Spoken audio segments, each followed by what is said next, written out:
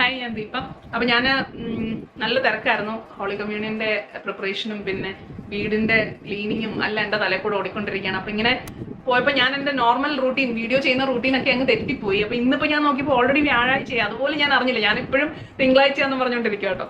അപ്പോൾ ഞാൻ ഓടി വന്ന് ഒരു വീഡിയോ ചെയ്യുന്നതാണ്. നമ്മുടെ Q&A സീരീസ് കണ്ടിന്യൂ ചെയ്യാൻ കരുതി. അപ്പൊ ഇന്നത്തെ ക്വസ്റ്റ്യൻ എന്ന് പറയുന്നത് ജസ്റ്റിൻ തോമസ് ആണ് ചോദിച്ചിരിക്കുന്നത്. ഇമോഷണൽ നീഡ്സ് മീറ്റ് ചെയ്യുന്നില്ലെങ്കിൽ എന്താണ് ചെയ്യുക? In married life partner is a good person, how to handle this? ഇതുണ്ടല്ലോ, ഇതൊരു ഭയങ്കര ഇതൊരു വളരെ കോമൺ ആയിട്ടുള്ള ഒരു സംഭവമായിട്ടാണ് എനിക്ക് ഒത്തിരി ആൾക്കാരുടെ നിന്ന് സംസാരിച്ചപ്പോൾ എനിക്ക് മനസ്സിലാവുന്നത്. ഈവൻ ഇൻ മൈ ലൈഫ് നമ്മുടെ പാർട്ട്ണർ ബാക്കി എല്ലാ കാര്യങ്ങളും ഓക്കെ ആയിരിക്കും. അവര് ലോയലാണ്, റെസ്പോൺസിബിൾ ആണ്, അവര് ഏർണിംഗ് ആണ്, അല്ലെ കോൺട്രിബ്യൂട്ട് ചെയ്യുന്നുണ്ട്, അവരവരുടെ ബാക്കി എല്ലാ കാര്യങ്ങളും ഒരു ഫങ്ഷണൽ ലെവലിൽ അവർ ഓക്കെ, ഭയങ്കര നല്ല ആൾക്കാരാണ്, നല്ല സ്വഭാവമാണ്, വേറെ പ്രശ്നങ്ങളൊന്നുമില്ല. പക്ഷെ ഇമോഷണലി അവൈലബിൾ ആണ്, അല്ലെങ്കിൽ നമ്മുടെ ഇമോഷണൽ നീഡ്സ്, ലേഡീസിന്റെ ഇമോഷണൽ നീഡ്സ് ഇവരെ കൊണ്ട് മീറ്റ് ചെയ്യാൻ പറ്റുന്നില്ല. ഇതിനകത്ത്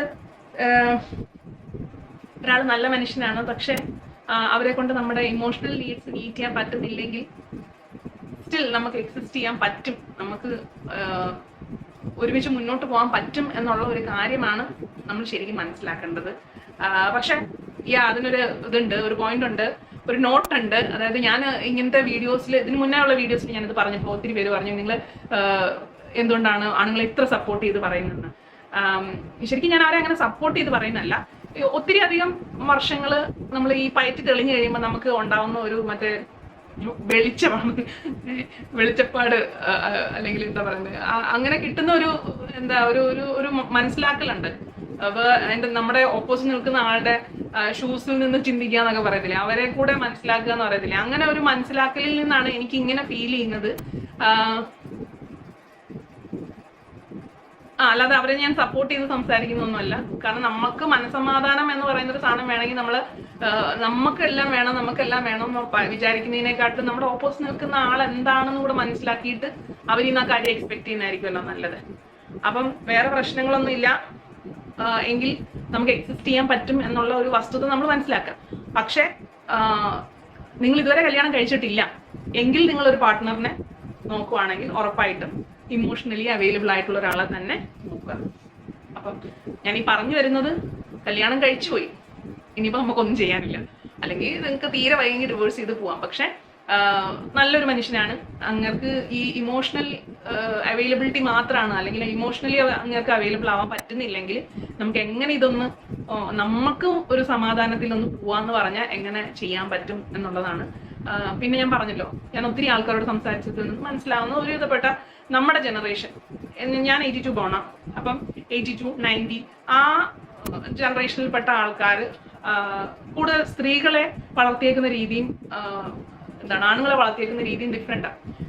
അവര് അവർ കുറച്ചും കൂടെ സ്ട്രോങ് ആയിരിക്കണം, ഇവർ കരയാൻ പാടില്ല, അല്ലെങ്കിൽ ഇതുപോലത്തെ ഈ വൾണറബിൾ ആയിട്ടുള്ള സിറ്റുവേഷൻസ് ഒന്നും ഇവർ ഡീൽ ചെയ്യേണ്ടതായിട്ട് വന്നിട്ടില്ല. ഈ കരച്ചിലും വീഴ്ചയിലും അല്ലെങ്കിൽ വിഷമവും അങ്ങനെയുള്ളതൊക്കെ ഡീൽ ചെയ്ത ആൾക്കാർ വളരെ കുറവാണ്. അങ്ങനെയൊക്കെ ഡീൽ ചെയ്തിട്ടുണ്ടെങ്കിൽ അവർ ഇമോഷണലി അവൈലബിൾ ആയിരിക്കും.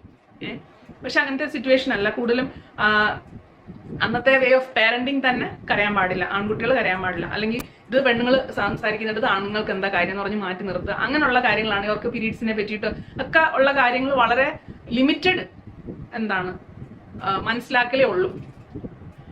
അപ്പൊ ഒരു സ്ത്രീ എന്താണ്, അല്ലെങ്കിൽ ഇവർക്ക് ഉണ്ടാവുന്ന വിഷമങ്ങൾ എന്താണ്, അവരെങ്ങനെയാണ് അവർ ആക്ട് ചെയ്യുന്നത്, അല്ലെങ്കിൽ അവരുടെ റിയാക്ഷൻസ് എങ്ങനെയാണ്, ഇതിനെപ്പറ്റി ഒന്നും ഐഡിയ ഇല്ലാതെയാണ് ഇവർ കല്യാണം കഴിക്കുന്നത് പോലും. കാരണം അവരെ അങ്ങനെയൊന്നും അവരുടെ അമ്മമാർ അങ്ങനെ പഠിപ്പിച്ചല്ല വിട്ടേക്കുന്നത്. ഞങ്ങൾ ജനറലായിട്ട് പറയുന്നതാണേ, അല്ലാത്തവരും ഉണ്ടായിരിക്കാം. പക്ഷെ ഇപ്പോൾ ഉള്ള ജനറേഷനിൽ മിക്കവരും അവരുടെ ആൺകുട്ടികളെയും പെൺകുട്ടികളെയും ഒരുപോലെ തന്നെ ഡീൽ ചെയ്യുന്നുണ്ട്, വളർത്തിക്കൊണ്ടുവരുന്നുണ്ട്. പാരന്റ് ചെയ്യുന്ന രീതി ഓൾമോസ്റ്റ് സിമിലർ ആണ്. രണ്ടുപേർക്കും ഒരേ സ്ഥാനം കൊടുത്തു തന്നെയാണ് വരുന്നത്.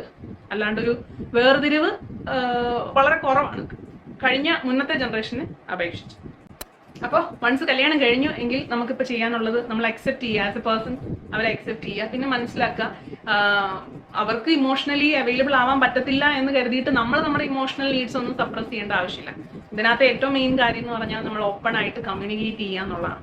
ഓപ്പൺ കമ്മ്യൂണിക്കേഷൻ എന്ന് പറഞ്ഞു കഴിഞ്ഞാൽ നമ്മൾ ജനറൽ ആയിട്ട് പറയത്തില്ലേ, നിങ്ങൾ ഒരിക്കലും എന്നെ ശ്രദ്ധിക്കാറില്ല, അല്ലെങ്കിൽ എന്നെ മനസ്സിലാക്കാറില്ല, അങ്ങനെ വളരെ ഞാൻ പറയുന്ന ഒന്നും നിങ്ങൾക്ക് മനസ്സിലാവുന്നേ ഇല്ല എന്ന് പറഞ്ഞു പോകുന്നതിനെക്കാട്ടിലും എനിക്ക് ഇപ്പൊ വിഷമാണ് വരുന്നത്, അപ്പോൾ എൻ്റെ കൂടെ കുറച്ചു നേരം ഇരിക്കുകയാണ് വേണ്ടത്, I need you to sit with me എന്ന് വ്യക്തമായിട്ട് ഇൻസ്ട്രക്ഷൻസ് കൊടുത്താൽ വ്യക്തമായിട്ട് പാലിക്കുന്ന ആൾക്കാരാണ്. സോ അവർക്ക് ക്ലിയർ ഇൻസ്ട്രക്ഷൻ ഇല്ലാതെ ഇവര് ഇനി മനസ്സിൽ നിന്ന് ആലോചിച്ച് കണ്ട് ഒന്നും ആക്ട് ചെയ്യത്തില്ല. നിങ്ങൾ ശ്രദ്ധിച്ചിട്ടുണ്ടെങ്കിൽ അറിയാം. ഇപ്പൊ ഞാൻ പറയാന്ന്, നമ്മൾ പാല് മേടിക്കാൻ വിട്ട് കഴിഞ്ഞാൽ പാല് മേടിച്ചിട്ടേ വരത്തുള്ളൂ. എന്നാൽ വീട്ടിൽ പഞ്ചസാര ഇല്ല, അല്ലെങ്കിൽ നാളത്തേക്ക് മരി തീർന്നു, ഇതൊന്നും ആലോചിച്ച് ചിന്തിച്ച് പോകുന്ന ആൾക്കാരല്ല. അൺലെസ് അവരങ്ങനെ വളർത്തിയിട്ടുണ്ടെങ്കിൽ അവരങ്ങനെ ആയിരിക്കും ചെയ്യുന്നത്. പക്ഷെ നോർമലി ആൾക്കാർ മറ്റേ ABC ആണ് പറഞ്ഞിട്ടുണ്ടെങ്കിൽ ABC തന്നെ ചെയ്തിട്ട് വരത്തുള്ളൂ. സിക്ക് പകരം D എന്നൊരു ഓപ്ഷൻ ഇല്ല, അല്ലെങ്കിൽ വിളിച്ച് ചോദിച്ചിട്ടേ കാര്യങ്ങൾ നടക്കത്തുള്ളൂ. സോ ക്ലിയർ കട്ട് ഇൻസ്ട്രക്ഷൻ ഉണ്ടെങ്കിൽ ഇവരതുപോലെ ശ്രമിക്കും.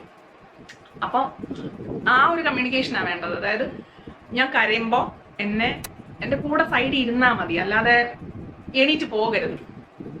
ഓക്കെ. പിന്നെ ഞാൻ വിഷമങ്ങൾ പറയുമ്പോൾ അതിന് എനിക്കൊരു സൊല്യൂഷൻ അല്ല വേണ്ടത്, എന്നെ കേട്ടോണ്ടിരുന്നാൽ മതി. I don't want any solution. കേട്ടോണ്ടിരിക്കുക. നമ്മളിങ്ങനെ എനിക്കിങ്ങനെ പദം പറയുകയാണ് വേണ്ടത്. അങ്ങനെയുള്ള കാര്യങ്ങൾ നമ്മൾ കമ്മ്യൂണിക്കേറ്റ് ചെയ്യുക എന്നുള്ളതാണ് ഫസ്റ്റ് സ്റ്റെപ്പ്.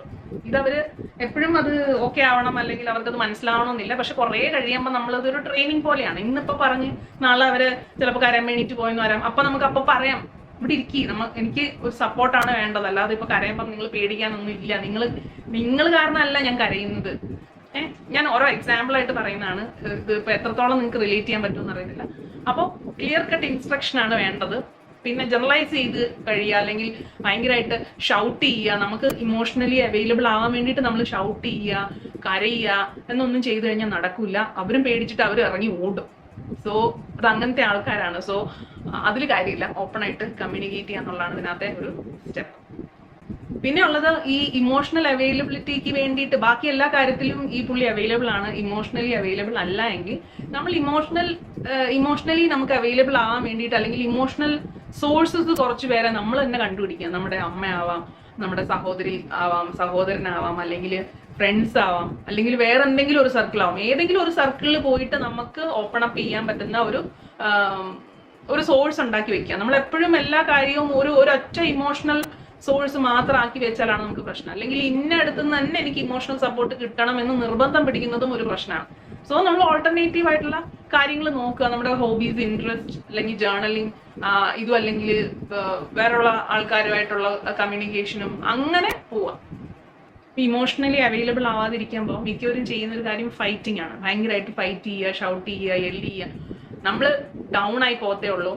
അപ്പൊ ശരിക്കും നമ്മളൊരു വാലിഡേഷൻ ആണ് പ്രതീക്ഷിക്കുന്നത്. എനിക്കൊരു വിഷമം വരുമ്പം എനിക്ക് സപ്പോർട്ട് ഇല്ല, അല്ലെങ്കിൽ എനിക്ക് ഇന്ന കാര്യങ്ങൾക്ക് ഇന്ന ആള് ഇങ്ങനെ റെസ്പോണ്ട് ചെയ്യണം എന്നൊക്കെ എക്സ്പെക്ട് ചെയ്ത് ആ എക്സ്പെക്ടേഷൻസ് നടക്കാതിരിക്കുമ്പോൾ നമ്മൾ ഡൗൺ ആയി പോകുന്നതാണ്. പക്ഷെ ഓൺ ദ അതർ ഹാൻഡ് നമ്മൾ അവരെ മനസ്സിലാക്കാൻ ശ്രമിച്ചു കഴിഞ്ഞാൽ ഇവർക്ക് ഇതിനുള്ള കഴിവില്ല. അപ്പൊ നമ്മൾ അങ്ങനെ മനസ്സിലാക്കുക. അതുപോലെ മനസ്സിലാകാതെ ഇങ്ങനെ അന്തം വിട്ട് കുന്തം വിഴുങ്ങിയിരിക്കുന്ന ആൾക്കാരുടെ അടുത്ത് കാര്യങ്ങൾ വ്യക്തമായിട്ട് പറയാം. ഞാൻ ഇന്ന കാരണം കൊണ്ടാണ് ഇവിടെ ഈ അലച്ച് കരഞ്ഞിരിക്കുന്നത്, അല്ലെങ്കിൽ എനിക്ക് ഇങ്ങനെ പെരുമാറിയത് എനിക്ക് ഇഷ്ടപ്പെട്ടില്ല, അതെനിക്ക് ഒട്ടും സഹിക്കാൻ പറ്റുന്നില്ല, അങ്ങനെ വേണം പറയാനായിട്ട്. അല്ലാണ്ട് എന്നും പറഞ്ഞ് മറ്റേ മുഖം വീർപ്പിച്ച് അവിടെ സൈഡിൽ മാറിയിരുന്ന ഇവർക്കൊന്നും മനസ്സിലാത്തില്ല. ഇവർ അവരുടെ പണി നോക്കിപ്പോ. സോ ചെയ്യാനുള്ളത് സ്ട്രെയിറ്റ് ടു ദ ഫേസ് പറയുക. ഇതാണ് കാര്യം. അപ്പൊ എനിക്ക് വിഷമം വന്നിരിക്കാൻ, എനിക്ക് ദേഷ്യം വന്നിരിക്കാൻ, എന്റെ ഫ്രണ്ട് വരലും ഞാൻ വായു തോന്നിയ വല്ലതും വിളിച്ചു പറയും. ഇങ്ങനെ പറഞ്ഞു കഴിഞ്ഞാൽ അവർക്ക് കുറച്ചും കൂടെ കാര്യം മനസ്സിലാവും. അല്ലാണ്ട് എനിക്ക് തോന്നുന്നില്ല. അതാണ് അതിന്റെ ഒരു ഓപ്പൺ ആയിട്ട് കമ്മ്യൂണിക്കേറ്റ് ചെയ്യുക, ഓപ്പൺ ആയിട്ട് നമ്മൾ എക്സ്പ്രസ് ചെയ്യുക. പിന്നെ നമുക്ക് എന്താണ് വേണ്ടതെന്നുള്ളത് ക്ലിയർ കട്ടായിട്ട് പറയാം. ഇതേ ഉള്ളൂ ഇതിനകത്ത് ചെയ്യാനായിട്ട്. പിന്നെ ഉള്ളത് നമ്മൾ ഇമോഷണലി സ്ട്രോങ് ആവാൻ നോക്കുക, സെൽഫ് വാലിഡേറ്റ് ചെയ്യുക. നമുക്ക് എല്ലാത്തിനും എല്ലാവരുടെയും ഒരു അഭിപ്രായം അല്ലെങ്കിൽ ഒരു വാലിഡേഷൻ കിട്ടിയിട്ട് വേണ്ട. നമ്മൾ സ്വയം വാലിഡേറ്റ് ചെയ്യുക. നമ്മുടെ ഇമോഷൻസ് ആയാലും നമ്മുടെ ചെയ്യുന്ന കാര്യങ്ങളാണെങ്കിലും നമ്മൾ വാലിഡേറ്റ് ചെയ്യുക. എല്ലാവരുടെയും അപ്രൂവൽ കിട്ടിയിട്ട് നമ്മൾ സമാധാനിക്കാനായിട്ട് നിന്ന് കഴിഞ്ഞാൽ നടക്കില്ല. അതുപോലെ ചെറിയ ചെറിയ കാര്യങ്ങൾ ഇനിഷ്യേറ്റീവ് എടുത്ത് ചെയ്യുക. അതായത് കുറച്ചും കൂടെ ക്ലോസ് ആവാനുള്ള, അതായത് കമ്മ്യൂണിക്കേഷനാണെങ്കിലും റിലേഷൻ ആണെങ്കിലും ക്ലോസ് ആവാനുള്ള കാര്യങ്ങൾ നമ്മൾ തന്നെ ഇനിഷ്യേറ്റീവ് എടുത്ത് ചെയ്യുക. അതിപ്പം എല്ലാ ഞായറാഴ്ചയും ഒന്ന് പുറത്ത് പോകണം, ഒരു 10 minutes പുറത്ത് പോകണം, ജ്യൂസ് കുടിക്കണം, അല്ലെങ്കിൽ മോളിൽ കറങ്ങാൻ പോകണം, പിള്ളേരില്ലാണ്ട് പുറത്ത് പോകണം. അങ്ങനെയൊക്കെയുള്ള കാര്യങ്ങൾ നമുക്ക് അങ്ങോട്ട് പറയാം. ഇതൊന്നും മനസ്സറിഞ്ഞ് ചെയ്യുന്ന ആൾക്കാരല്ല. അങ്ങനെ ചെയ്യുന്ന ആൾക്കാർ വളരെ ചുരുക്കമാണ്. അങ്ങനെയാണെങ്കിൽ പിന്നെ നമ്മൾ ഈ ഒരു ടോപ്പിക് സംസാരിക്കേണ്ട ആവശ്യമില്ലല്ലോ. സോ ഇതൊക്കെ അങ്ങോട്ടേക്ക് ഇനിഷ്യേറ്റീവ് ചെയ്ത് പറഞ്ഞ് ഇതെനിക്ക് ഇഷ്ടമാണ്, ഇങ്ങനെ പോകാൻ എനിക്ക് ഇഷ്ടമാണ്, അല്ലെങ്കിൽ നമുക്ക് ഈ ദിവസം ഇന്നെടുത്ത് പോകാം എന്ന് ഓൾറെഡി പറഞ്ഞു കഴിഞ്ഞാൽ കാര്യങ്ങൾ കുറച്ചും കൂടെ എളുപ്പമായിരിക്കും. നാളെ എന്താണ് വിഷുവാണ്, അപ്പൊ പിന്നെ നമുക്ക് ഇങ്ങനെ ചെയ്യാം എന്ന് പ്ലാൻ ചെയ്യുന്ന ആൾക്കാർ വളരെ കുറവാണ്. അപ്പൊ നമ്മൾ തന്നെ ഇനിഷ്യേറ്റീവ് എടുക്കുന്നതായിരിക്കും ആരോഗ്യത്തിനും സമാധാനത്തിനും സന്തോഷത്തിനും നല്ലത്. നമ്മളോട് ഇങ്ങനെ ചെയ്യണം, അല്ലെങ്കിൽ നമ്മൾ ഇതാണ് എക്സ്പെക്ട് ചെയ്യുന്നത്, നമ്മളെ ഇങ്ങനെ പാമ്പർ ചെയ്യണം, ഇങ്ങനെ പറയുന്നതിനെക്കാട്ടിലും ഓപ്പോസിറ്റ് സൈഡും കൂടെ നമ്മൾ നോക്കണം. അതായത് അവരൊരു നല്ല ഒരു കാര്യം ചെയ്യുകയാണെങ്കിൽ അവരെ അപ്രീഷിയേറ്റ് ചെയ്യാനായിട്ട് നോർമലി മറന്നുപോകും. അപ്പൊ അപ്രീഷിയേറ്റ് ചെയ്യുക, പ്ലസ് എന്തെങ്കിലും എക്സ്ട്രാ എഫേർട്ട് ഇട്ട് ഒരു കാര്യം ചെയ്യുകയാണെങ്കിൽ അതിനെ സപ്പോർട്ട് ചെയ്യുക. പിന്നെ അതിനകത്ത് എന്തെങ്കിലും മിസ്സിംഗ് ഉണ്ടെങ്കിൽ അതും പറയുക. പക്ഷെ ഭയങ്കര ഒരു ഡിഫെൻസീവ് ആയിട്ടോ അല്ലെങ്കിൽ ഒരു എന്താണ് അരോഗന്റ് ആയിട്ടോ ഒന്നും അല്ല പറയേണ്ടത്. ശരിക്കും കാര്യമായിട്ട് ആ ഒരു ഇടയ്ക്കൊരു വിള്ളൽ ഉണ്ടാവാത്ത രീതിയിൽ പറയാനായിട്ട് ശ്രമിക്കാം. അപ്പൊ ഈ കാര്യങ്ങളെല്ലാം ചെയ്യുമ്പോൾ ഇതിനോട് ഒരാൾ എങ്ങനെ റെസ്പോണ്ട് ചെയ്യുന്നുള്ളൂ അതിനെ ബേസ് ചെയ്തിട്ടാണ് നമ്മൾ ആലോചിക്കേണ്ടത്. അതായത് ഈ കാര്യങ്ങളെല്ലാം ഓപ്പൺലി റിസീവ് ചെയ്യാൻ റെഡി ആയിട്ടിരിക്കുന്ന ഒരാളാണോ എന്ന് മനസ്സിലാക്കുക. ഇല്ലെങ്കിൽ നമുക്ക് പിന്നെ, അല്ലെങ്കിൽ ഈ രീതികൾ, ഈ സ്മോൾ സ്റ്റെപ്സ് ഒന്നും നടക്കുന്നില്ലെങ്കിൽ ഏറ്റവും ബെറ്റർ ഒരു കൗൺസിലിംഗ്, ഒരു കപ്പിൾ തെറാപ്പി അല്ലെങ്കിൽ ഒരു കൗൺസിലിംഗ് സെഷന് പോകുന്നത് തന്നെയായിരിക്കും. കാരണം നമ്മൾ പറയുമ്പം ഒരു ഡിഫെൻസീവ് ആയിട്ട് കേൾക്കുന്ന ആൾക്ക് ഒരു തേർഡ് പാർട്ടി പറയുമ്പം കുറച്ചും കൂടെ അത് മനസ്സിലാവും.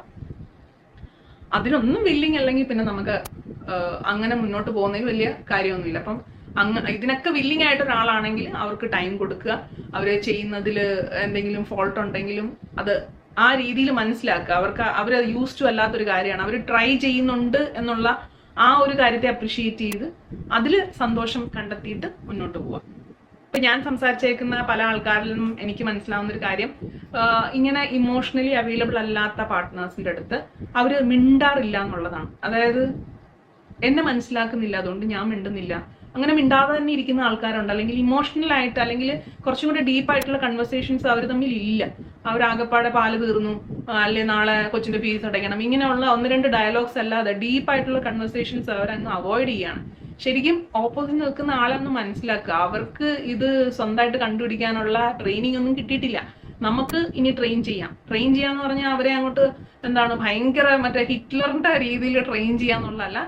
നമ്മളിതാണ് എക്സ്പെക്ട് ചെയ്യുന്നതെന്നുള്ളൊരു ക്ലിയർ കട്ട് കമ്മ്യൂണിക്കേഷൻ. ഞാൻ പറഞ്ഞല്ലോ, കമ്മ്യൂണിക്കേഷനും ക്ലിയർ കട്ട് ഇൻസ്ട്രക്ഷനുമാണ് ഇവർക്ക് വേണ്ടത്. ഇവർക്ക് അല്ലാണ്ട് ആക്ട് ചെയ്യാനുള്ള, അതായത് ആ ഒരു ജനറേഷന്റെ കാര്യമാണ് പറയുന്നത്. ഇപ്പോൾ ഉള്ള ആൾക്കാരെ എനിക്ക് അറിയത്തില്ല, ഞാനൊരു 80s 90s ആൾക്കാരുടെ കാര്യമാണ് പറയുന്നത്.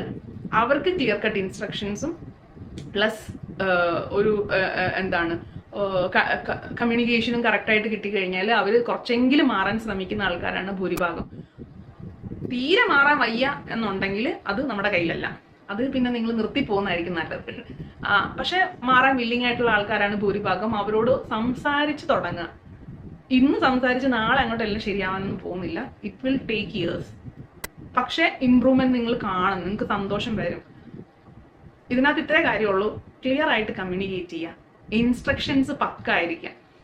ആ ഇൻസ്ട്രക്ഷൻസ് കൊടുക്കുന്നതിൽ എന്തെങ്കിലും വ്യത്യാസം ഉണ്ടെങ്കിൽ മണ്ടത്തരായിരിക്കും കാണിക്കുന്നത്. സോ ആ ഒരു പേഷ്യൻസ് ഉണ്ടാവണം, കാര്യങ്ങൾ പറഞ്ഞ് മനസ്സിലാക്കാൻ. ബാക്കി എല്ലാം ഓക്കെ ആണല്ലോ, ബാക്കി ആള് ലോയലാണ്, ആള് റെസ്പോൺസിബിൾ ആണ്, വീട്ടിലെല്ലാ കാര്യങ്ങളും ബാക്കിയെല്ലാം, അല്ലെങ്കിൽ മക്കൾക്ക് നല്ലൊരു അപ്പനാണ്, എല്ലാം ഓക്കെയാണ്. പക്ഷെ നമ്മുടെ ഇമോഷണൽ നീഡ്സ് മീറ്റ് ചെയ്യുന്നില്ലെങ്കിൽ നമുക്ക് എന്താണ് വേണ്ടത്, നമുക്ക് എന്താണ് ഇഷ്ടം, അല്ലെ എങ്ങനത്തെ ഒരു ലൈഫാണ് എനിക്ക് വേണ്ടതെന്ന് വേഗമായിട്ട് പറയുന്നതിന് പകരം ഓരോ കാര്യങ്ങളും ലൈൻ ബൈ ലൈൻ പറയാം. എനിക്ക് ഇങ്ങനെയാണ് വേണ്ടത്, ഞാൻ കരയുമ്പോൾ ഇറങ്ങി ഓടരുത്, അല്ലെങ്കിൽ ഞാൻ വിഷമം പറയുമ്പോൾ, അല്ലെങ്കിൽ എന്തൊരു വിഷമം പറയാൻ ചെല്ലുമ്പോൾ തന്നെ അതെ ഞാനൊരു വിഷമം പറയാൻ പോവാണ്, എനിക്ക് ഉപദേശമൊന്നും വേണ്ട, അത് ഞാൻ സോൾവ് ചെയ്തോളാം, പക്ഷെ ഇത് കേക്ക് എന്ന് പറഞ്ഞ് പിന്നെ കേൾക്കുമ്പോൾ അത് മൂളൽ മാത്രമല്ല, അതിനെന്തെങ്കിലും കാര്യം കൂടെ റെസ്പോണ്ട് ചെയ്യണം. അങ്ങനെയുള്ള ഓരോരോ കാര്യങ്ങൾ line by line step by step പറയുക മാത്രമേ ഇതിനകത്തൊരു സൊല്യൂഷൻ ഞാൻ കണ്ടിട്ടുള്ളൂ. അപ്പോൾ ഈ ഒരു വീഡിയോ നിങ്ങൾക്ക് ഉപകാരപ്പെട്ടാണെന്നായിരിക്കും വിചാരിക്കുന്നു. അടുത്തൊരു വീഡിയോ ആയിട്ട് ഞാൻ കാണാം. ഇതിന്റെ സെക്കൻഡ് പാർട്ട് ഉണ്ടല്ലോ, how to love yourself, build confidence and self esteem. എനിക്കറിയില്ല, അത് നമ്മൾ തന്നെ വിചാരിക്കേണ്ട ഒരു കാര്യമാണ്. എങ്ങനെ